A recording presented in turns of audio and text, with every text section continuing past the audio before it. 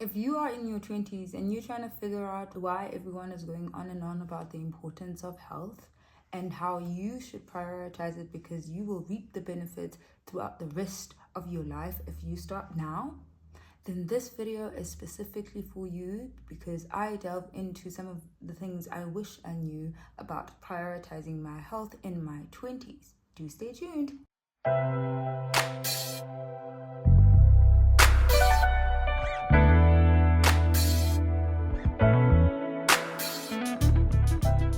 Believe it or not, once you've prioritized your health and you're in a fantastic state health-wise, not only do you reap the benefits in the long term in terms of your physical appearance, but you're also able to deal with all the other factors that I've been dealing with in my previous series, boys or men, money, as well as friends, because your health is prioritized first. So this video is arguably the most important video of the entire series. I know health is one of those really broad topics that when spoken about, I don't know about you, I think about the fact that I need to have a carrot, celery, or an apple to be deemed of as healthy.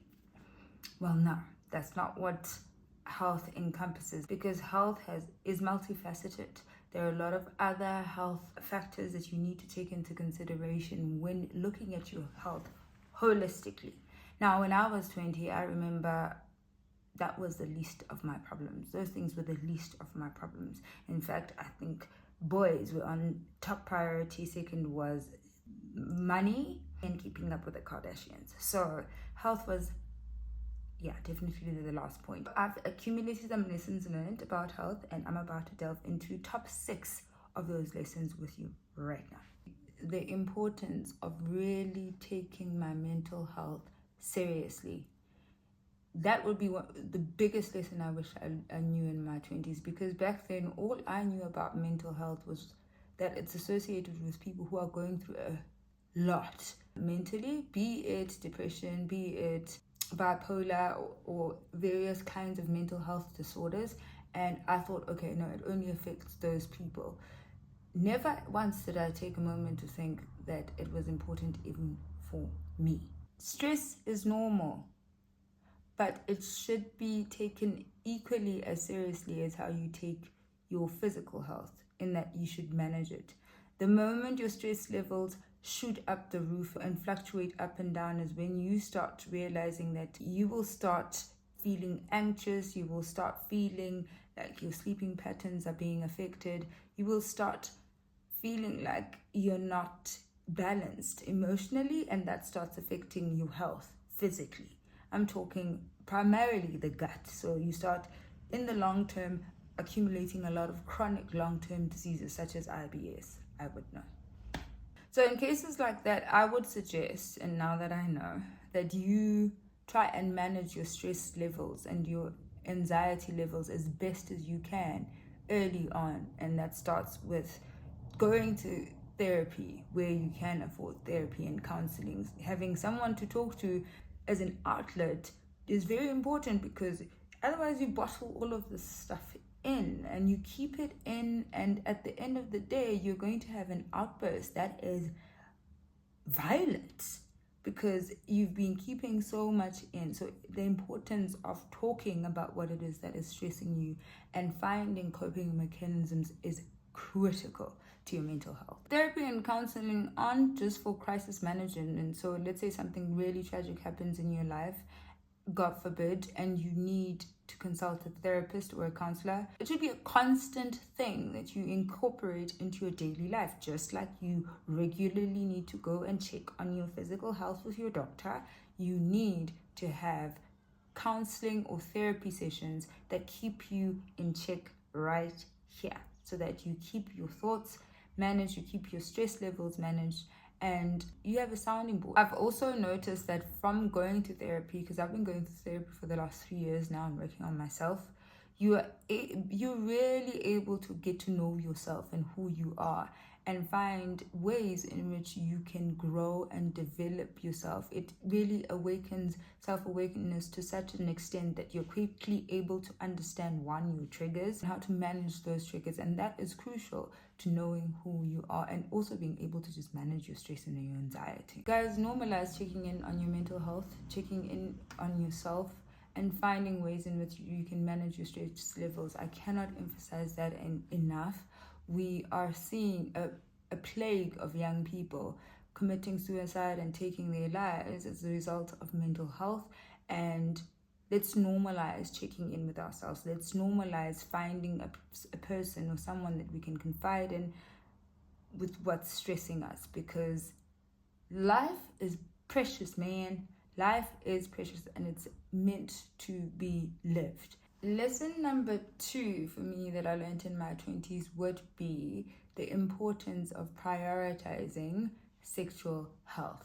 Guys, in your 20s, it's important to know your sexual health. Just like you go to a doctor to check yourself physically, and I'm separating it from physical health because a lot of people do the physical checks and they check and when it comes to sexual health, they check only the critical sexually transmitted diseases, but they don't do a full sexual health check. You've got to know your sexual health, guys. And the more or frequently you go and consult with your gynae, the quicker you're able to detect certain diseases and prevent them from spreading to a form that is life-threatening. I cannot stress that enough. So if you have not ever thought of prioritizing your sexual health in your 20s, start now.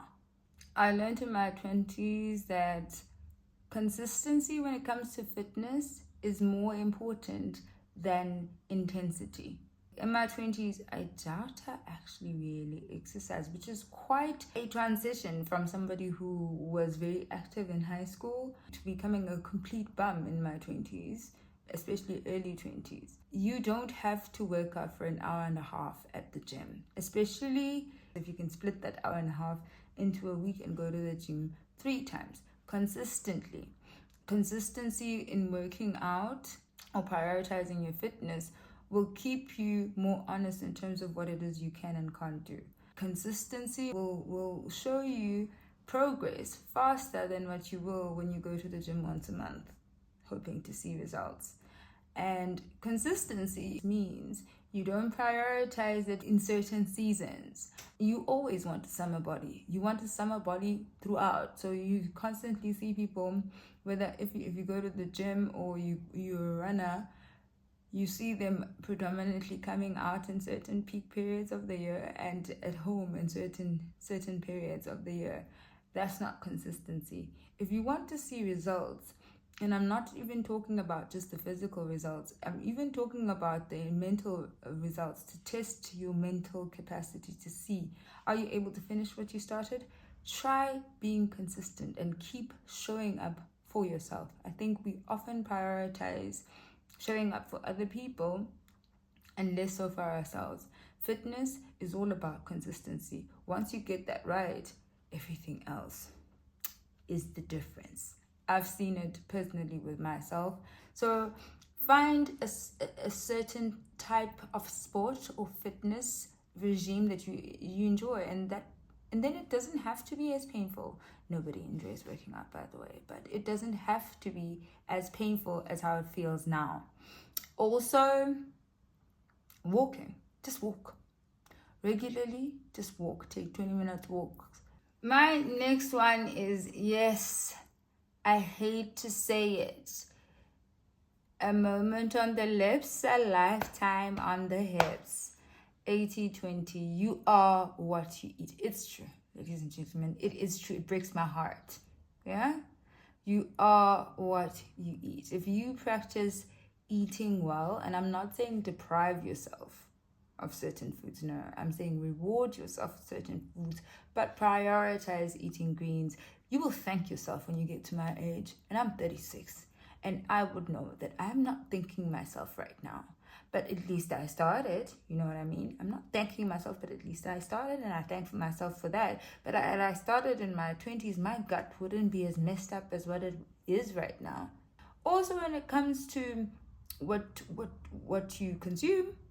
Alcohol is not your friend.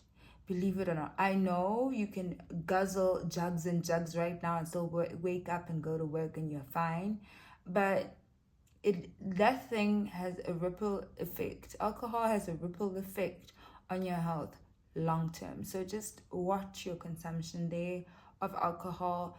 And I'm not saying don't live, because in your 20s you can somewhat afford to, take more risks when it comes to food than what we can. Your metabolisms are faster, etc., etc. But sneak in some greens in there, drink a lot of water. It's never hurt nobody. In fact, you'll thank yourself in the long term when it comes to your health. I would, if you can, go and see a dietitian, not because you want to lose weight or anything, but because you truly want to understand the types of food that you should be eating in your body. I know when I had irritable bowel syndrome and I had gut issues, they began in my late 20s. So you don't want that, believe me, you really don't. It's not nice. So you don't want chronic illnesses that you're going to have to treat and medicate for the rest of your life. Start now with really prioritizing those greens, man. Prioritize the probiotics, prioritize your vitamins, prioritize the drinking of water. 80-20, honey. 80-20. It really is. I'm so sorry to be the bearer of bad news, but that health component, that one's quite good. Your skin will thank you. Your hormones will be well balanced. Listen, and don't think because you are don't think your genes will help you escape out of it, okay? Just because you are naturally skinny does not mean you're not at risk of getting high cholesterol, because skinny people have this tendency of thinking they can eat whatever they want and get away with it. No. Life will catch you, okay? 80-20, that room. High cholesterol, you'd be shocked. And also, try and cook your food as much as you can. Try and cook at home as much as you. I know it's so hard and it's exhausting and it can be bland because you often don't know how to mix and match. But really try and spice up your recipes at home and make the journey as nice for you as you possibly can. Then it doesn't have to become tedious. I'm not sure what lesson we're on now, what number, but that one. Prioritize your sleep. Sleeping is very, very, very important. I know when I was 20, especially my early 20s, because I was grinding so hard, and a lot of people that I knew in my 20s were consultants. You work, okay? You have sleepless nights. That thing is not normal, okay? Depriving yourself of sleep is not normal. Yes, it's sometimes necessary, sometimes, emphasis on sometimes, but it can't be the norm. People often say, yeah, man, we'll work hard now and sleep when we're dead. You might not get to reap the rewards, okay? Prioritize your sleep. Get in the 8 hours. Sleep helps you to balance out everything else, actually. Once you've exercised and get proper sleep, it speaks to all the other components. Your stress levels are managed, your anxiety is lessened, and holistically you're able to show up as the best version of yourself. So try and get in those 8 hours of sleep. I know you want to be great. I know you want to be the best. And will you even see that greatness if you don't get enough sleep, if your health is a mess? So really prioritize those sleeping patterns, guys. How you can prioritize your sleep would be at a certain time, put down your phone. For example, 9 o'clock, your phone is off, okay? Put it away and set an alarm, a realistic alarm for like 5 o'clock then when you wake up. But make sure you get in those hours, especially on weekends. Work-life balance. that's how you should do it. Alrighty, guys, that then brings us to the end of this segment, which is around the things I wish I knew in my 20s about health.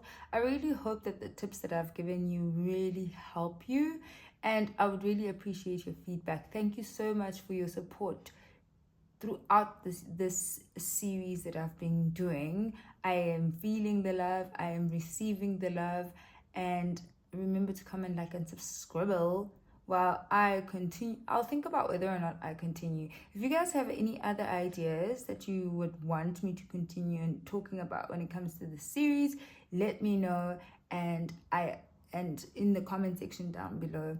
And really do continue to spread the word, guys. I really appreciate the love that I've been getting in my channel.